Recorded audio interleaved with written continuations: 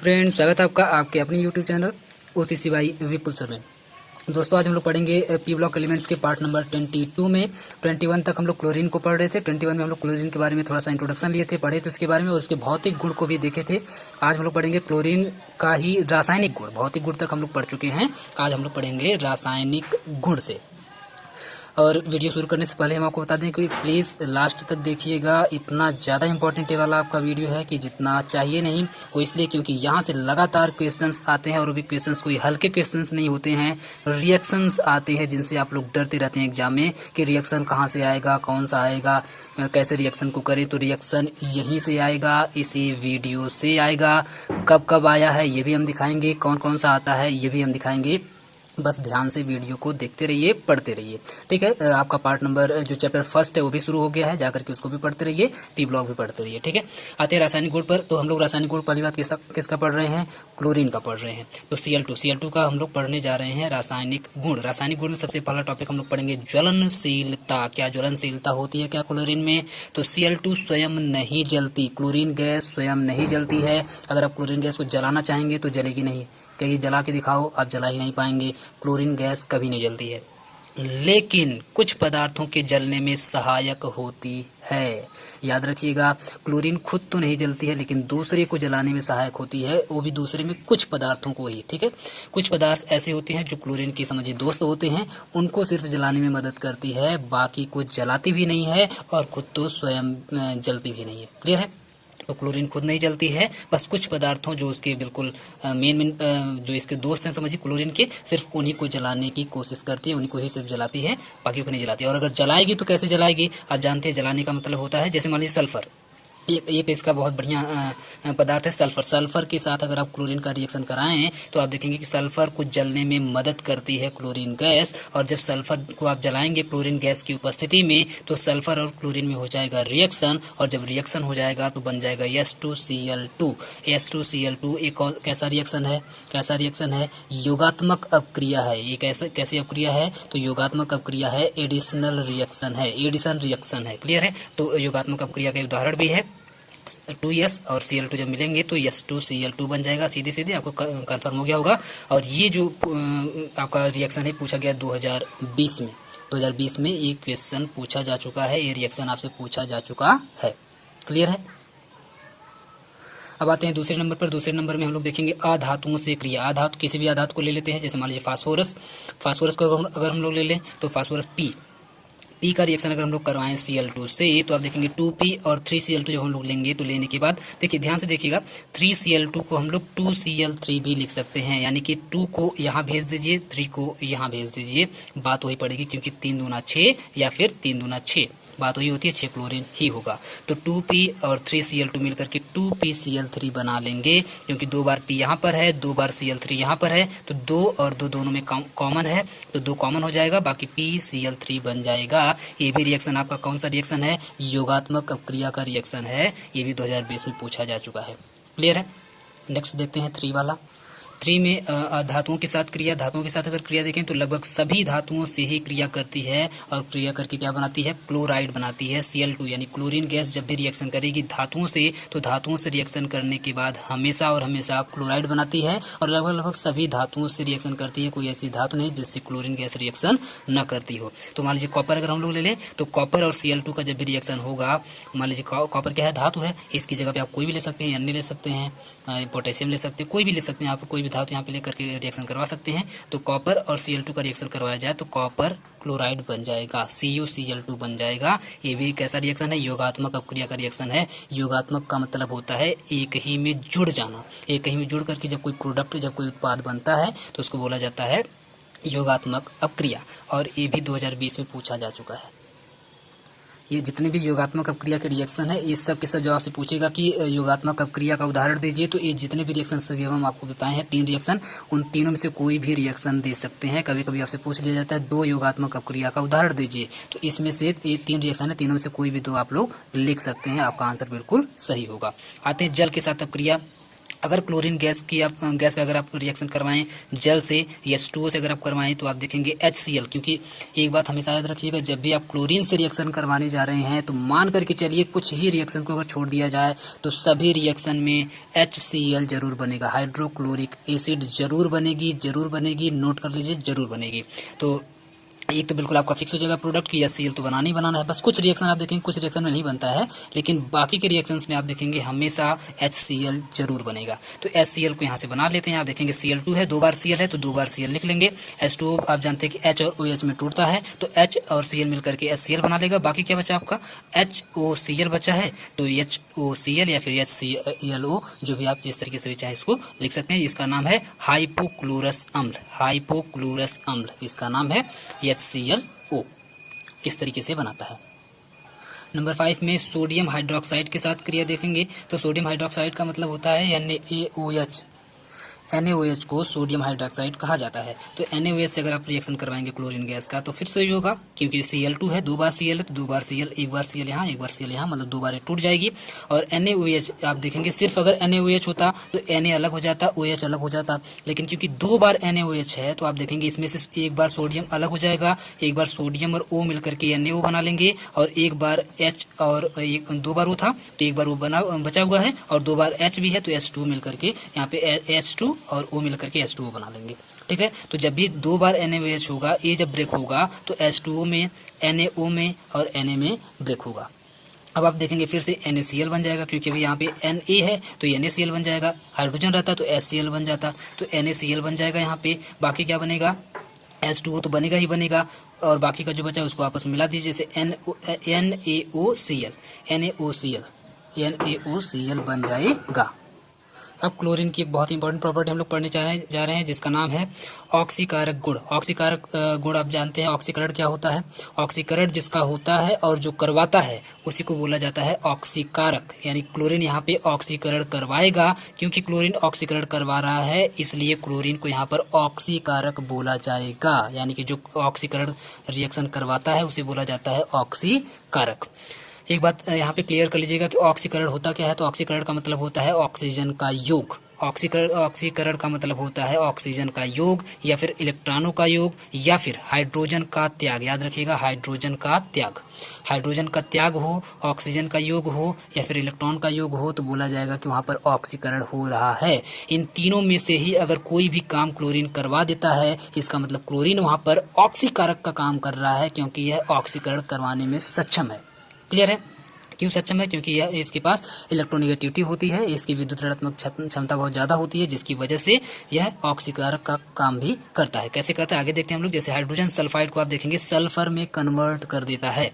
Hydrogen sulphide means H2S, इसका formula होता है H2S। इसमें अगर आप लोग ध्यान से अगर देखेंगे तो यह क्या करता है, क्लोरीन गैस से जब आप रिएक्शन करवाएंगे तो क्लोरीन गैस हाइड्रोजन को यहाँ से निकाल देती है। क्यों निकाल देती है, क्योंकि हाइड्रोजन से रिएक्ट करके यह खुद HCl बना लेती है, जिसकी वजह से हाइड्रोजन यहाँ से निकल जाती है, और हाइड्रोजन का त्याग का मतलब हो गया ऑक्सीकरण।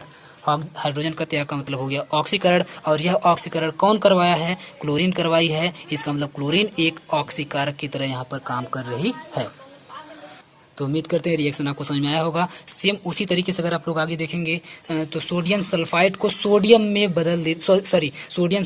सोडियम सल्फेट में बदल देती है। जैसे सोडियम सल्फाइड यानी कि Na2SO3 है, Na2SO3 है। अब Na2SO3 को आप देखेंगे Na2SO4 में बदल देती है। इसका मतलब ये हुआ कि आप देख रहे हैं इसमें ऑक्सीजन का योग हुआ, क्योंकि अभी यहाँ पर सिर्फ ऑक्सीजन 3 थी और यहाँ पर आने के बाद ऑक्सीजन हो गई 4। इसका मतलब ये हुआ कि ऑक्सीजन का योग हो गया, रिएक्शन होते ही ऑक्सीजन का योग हो गया, एक ऑक्सीजन बढ़ गई। इसका मतलब यहाँ पे क्या हुआ, ऑक्सीकरण हुआ, और ये ऑक्सीकरण कौन करवाया है, क्लोरीन करवाई है। क्लोरीन कहाँ से ऑक्सीजन को दी है, तो वाटर में से निकाल करके दी है, क्योंकि वाटर के हाइड्रोजन से मिलकर के इसने खुद HCl बना लिया और इसका ऑक्सीजन उठा करके दे दिया Na2SO3 को, सोडियम सल्फाइड को, जिसकी वजह से यह सोडियम सल्फेट में कन्वर्ट हो गया। और क्योंकि आप जानते हैं क्योंकि यहाँ पे ऑक्सीजन का योग हुआ है इसलिए ऑक्सीकरण हुआ है, और यह ऑक्सीकरण कौन करवाया है, क्लोरीन करवाई है। इसका मतलब क्लोरीन गैस यहाँ पर भी ऑक्सीकारक की तरह से काम कर रही है।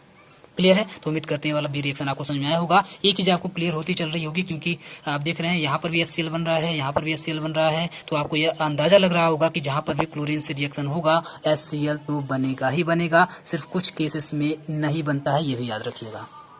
एक दो और देख लेते हैं ऑक्सीकारक गुण में। जैसे तीसरा फेरस सल्फेट को आप देखेंगे फेरिक सल्फेट में बदल देता है। फेरस सल्फेट में FeSO4 है, FeSO4 को आप देख रहे हैं बदल दे रहा है Fe2SO4 का थ्राइस। आप देख पा रहे हैं SO4 का थ्राइस बना दिया। अभी सिर्फ एक बार SO4 था, यहाँ पर SO4 का थ्राइस हो गया। मतलब यहाँ पर ऑक्सीजन कितना था, यहाँ पे आप देखेंगे 4 दूना 8 ऑक्सीजन था, जबकि यहाँ पर आने के बाद कितना हो जा रहा है 4 तिहाई 12। आप देख रहे हैं 3 लग गया तो 4 तिहाई 12 ऑक्सीजन हो जा रही है। इसका मतलब यहाँ पर भी ऑक्सीकरण हुआ है। और यह ऑक्सीकरण कौन करवाया है, तो यह ऑक्सीकरण करवाया है क्लोरीन गैस। कैसे करवाई है, तो यह क्लोरीन गैस H2SO4 में से H2 से रिएक्शन कर ली है खुद, और खुद करके HCl बना ली है। और जो ही HCl बनाई तो इसका जो SO4 था, क्योंकि यहाँ पर दो बार SO4 ऑलरेडी है, देखिए 2 बार SO4 यहाँ पे ऑलरेडी है, क्योंकि यहाँ सामने 2 लगा है, तो 2 बार Fe है, 2 बार SO4 है। तो एक बार SO4 यहाँ से निकला, 2 बार SO4 यहाँ से मिलकर के टोटल 3 बार SO4 यहाँ पे हो गया, और 2 बार Fe को Fe2 लिख दिया गया है। तो Fe2 जब भी लिखा जाए तो वह फेरिक होता है, सिर्फ Fe लिखा जाए तो वह फेरस होता है, याद रखिएगा, ठीक है। तो क्योंकि फेरस सल्फेट को फेरिक सल्फेट में बदल दिया, इसका मतलब यहाँ पे ऑक्सीकरण हुआ, इसका मतलब है कि क्लोरीन गैस यहाँ पे ऑक्सीकारक की तरह से काम कर रही है। एक और एग्जांपल देखते हैं।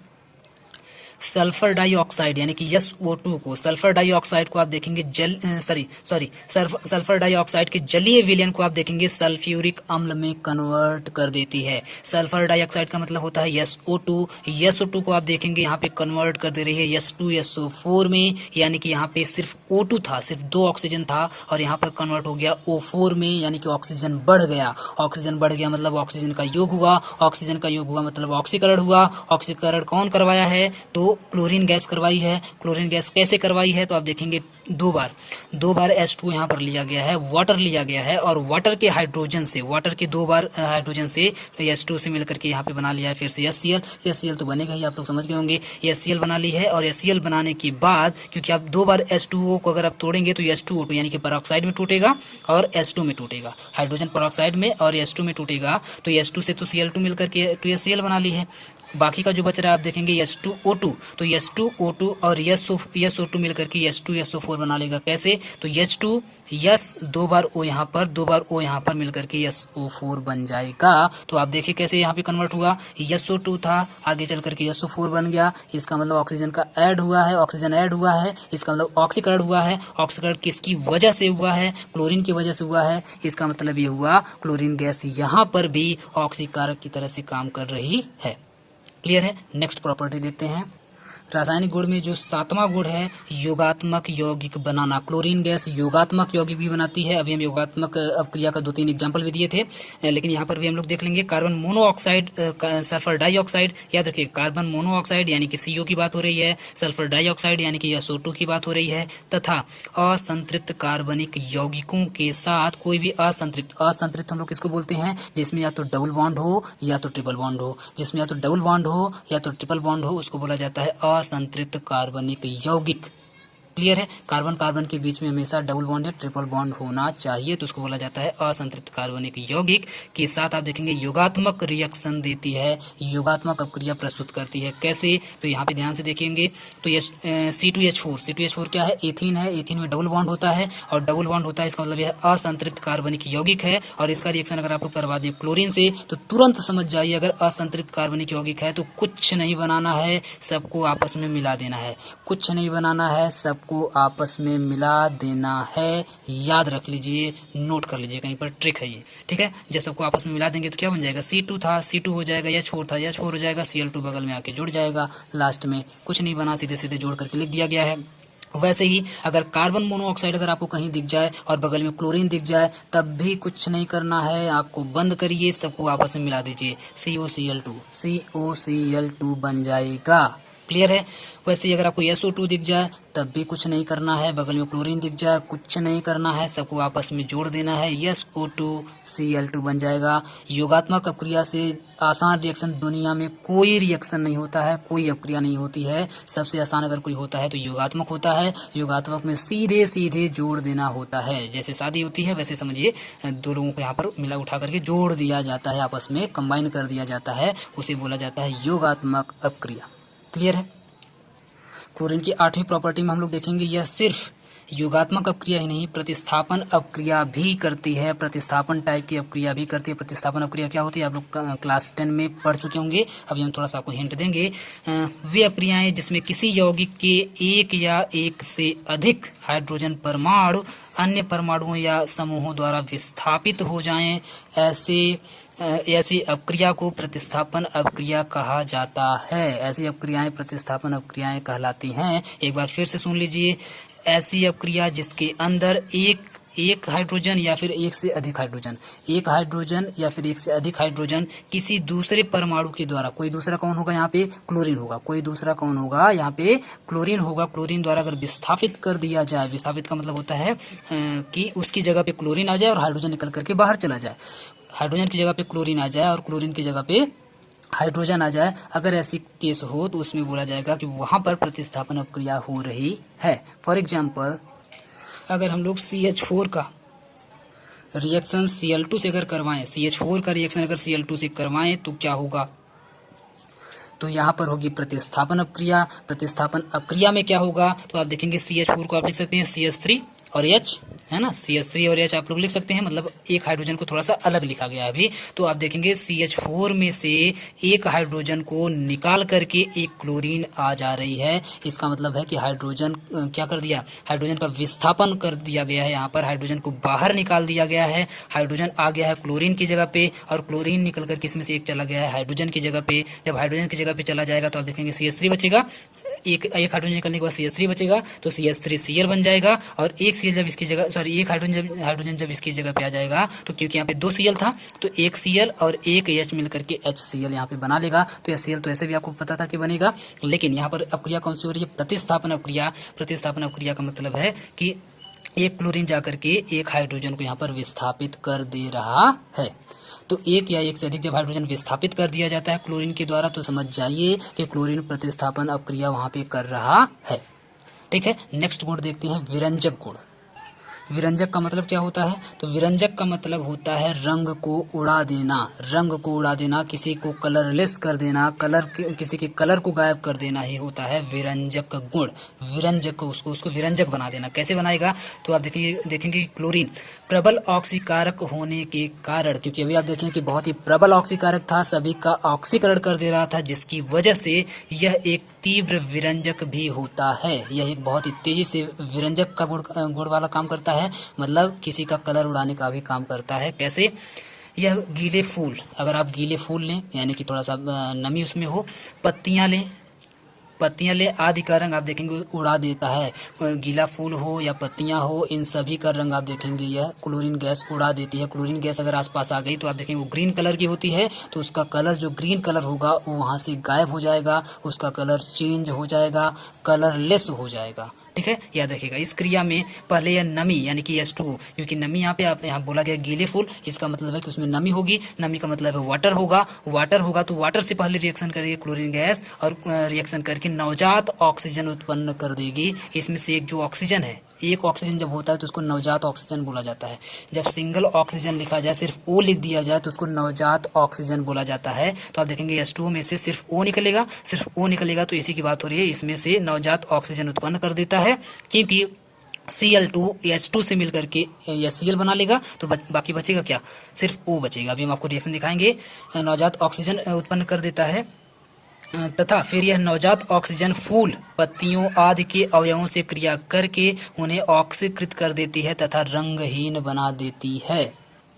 अब आप बात को समझ गए होंगे कि यहाँ पर क्या चल रहा है। यहाँ पर चल ही रहा है कि पहले क्या करती है क्लोरीन गैस, नमी यानी कि उसके वाटर से रिएक्शन करती है, वाटर से रिएक्शन करके नवजात ऑक्सीजन बना देती है, और ये नवजात ऑक्सीजन जा करके जो भी फूल है, पत्तियां हैं, जो भी गीली चीज है, उसके कलर से जा करके, उसके कलर से आप देखेंगे यहाँ पे नवजात ऑक्सीजन फूल पत्तियों आदि के अवयवों से जाकर के, उसके अंदर जो अवयव हैं, उसके अंदर जो पिगमेंट्स हैं, जो जिसकी वजह से उसमें कलर है, उससे जाकर के रिएक्शन कर लेता है और रिएक्शन करके उसको ऑक्सीकृत कर देता है। ऑक्सीकृत करने का मतलब है ऑक्सीजन जाकर के ऐड हो जाती है उसमें, जिसकी वजह से उसका जो कलर था वो कलर हट जाता है, वह रंगहीन हो जाती है, कलरलेस हो जाती है। कैसे रिएक्शन होता है, रिएक्शन आप देख पा रहे होंगे, H2O यहाँ पर है और H2O का रिएक्शन जब Cl2 से होगा तो 2H और 2Cl यहाँ पे मिलकर के 2HCl बना लेंगे, और एक ऑक्सीजन यहाँ से देखेंगे आप नवजात ऑक्सीजन ही निकल जा रही है, इसे ही बोला जाएगा नवजात ऑक्सीजन। ये आप देखेंगे कोई रंगीन पदार्थ था, इसका अब ऑक्सीजन से जब रिएक्शन करवा लिया जाएगा, देखिए रंगीन पदार्थ कोई है, जब ये नवजात ऑक्सीजन आकर के इसमें ऐड हो जाएगी तो इसका हो जाएगा ऑक्सीकरण, और ऑक्सीकरण के बाद वह जो पदार्थ था वह रंगहीन पदार्थ बन जाएगा, उसका कलर यहाँ से गायब हो जाएगा। अब इस वीडियो का एक लास्ट टॉपिक देखते हैं, क्लोरीन का उपयोग क्या होता है। उपयोग की बात करें तो सबसे पहला उपयोग, इसका उपयोग कीटाणुनाशक के रूप में पेयजल के शुद्धिकरण के लिए किया जाता है। आप देखेंगे जो पीने वाला जो पानी होता है, पानी का क्या करते हैं, पानी को शुद्ध करते हैं, प्योर बनाते हैं उसको, तो प्योर बनाने के लिए उसमें क्लोरीन डाली जाती है, और क्लोरीन जब डालते हैं तो क्लोरीन जा करके उसमें उसके अंदर जो छोटे छोटे जो कीटाणु होते हैं पानी के अंदर, उसको मार देती है, जिसकी वजह से जो पानी होता है वो पीने के लिए बिल्कुल शुद्ध हो जाता है, उससे कोई भी रोग वगैरह नहीं होता है। तो अगर आप अपने पानी को शुद्ध करना चाहते हैं तो क्लोरीन उसमें डाल करके पानी का शुद्धिकरण कर सकते हैं, पानी को फिल्टर कर सकते हैं। ठीक है।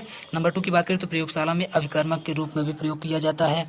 नंबर 3 की बात करें तो धातुओं के निष्कर्षण के रूप में भी इसका प्रयोग किया जाता है। याद रखिएगा, ये सब लिखना पड़ेगा, उपयोग आता है और उपयोग जब भी आएगा तो आपको लिखना पड़ेगा। नंबर 4 की बात करें तो फास्जीन गैस बनाने के लिए, फास्जीन गैस तथा मस्टर्ड गैस बनाने में भी इसका उपयोग किया जाता है, और ये दोनों ही गैसें प्रबल मीन्स बहुत ही ज़्यादा विषैली गैसें होती हैं, अत्यंत विषैली गैसें होती हैं। अगर आसपास भी अगर इसके कोई चला जाए, थोड़ा सा भी अगर नाक के अंदर चली जाए तो मान करके चलिए कि सीधे वह भगवान के पास पहुंच जाएगा। आदमी जो भी होगा वो सीधे भगवान के पास पहुंच जाएगा, याद रखिएगा। तो फास्जीन गैस और मस्टर्ड गैस बहुत ही विषैली गैसें होती हैं, और इसमें अगर आप थोड़ा सा ज़्यादा देखें इसमें तो मस्टर्ड गैस का जो प्रयोग है, मस्टर्ड गैस का फॉर्मूला यहाँ पे है, आप देख सकते हैं CH2, बीच में सल्फर है और बगल में CH2CH2Cl CH2CH2Cl है, ठीक है। तो और बीच में सल्फर, इसे ही बोला जाता है मस्टर्ड गैस, इसी को बोला जाता है। और इस गैस का प्रयोग आप देखेंगे प्रथम विश्व युद्ध जब हुआ था 1914 में प्रथम विश्व युद्ध हुआ था, उस समय आप देखेंगे मस्टर्ड गैस का प्रयोग किया गया था। सभी को मारने के लिए, युद्ध को जीतने के लिए मस्टर्ड गैस का प्रयोग वहाँ पे किया गया था। आप समझ सकते हैं कितनी विषैली गैस का वहाँ पे प्रयोग किया गया था कि लोग सूंघते ही मर जाएंगे, कोई किसी गोली, किसी बारूद, किसी टैंक की जरूरत नहीं पड़ेगी। तो इसी के साथ आज का वीडियो खत्म होता है। उम्मीद करते हैं आपको मेरा काम पसंद आ रहा होगा, मज़ा आ रहा होगा बिल्कुल पढ़ करके। तो बिल्कुल अगर आपको कुछ फ़ायदा हो रहा है, आपको लग रहा है कि बिल्कुल ठीक ठाक चल रहा है, बातें समझ में आ रही हैं, तो प्लीज़ आपके जितने भी क्लासमेट्स हैं, जितने भी आपकी क्लास में पढ़ने वाले लोग हैं, सभी लोगों को बताइए, सभी को कहिए यहाँ पर आकर के पढ़ें, बिल्कुल फ्री में, फ्री ऑफ कॉस्ट आपको यहाँ पर पढ़ाया जा रहा है। पूरा वीडियो देखने के लिए बहुत बहुत धन्यवाद।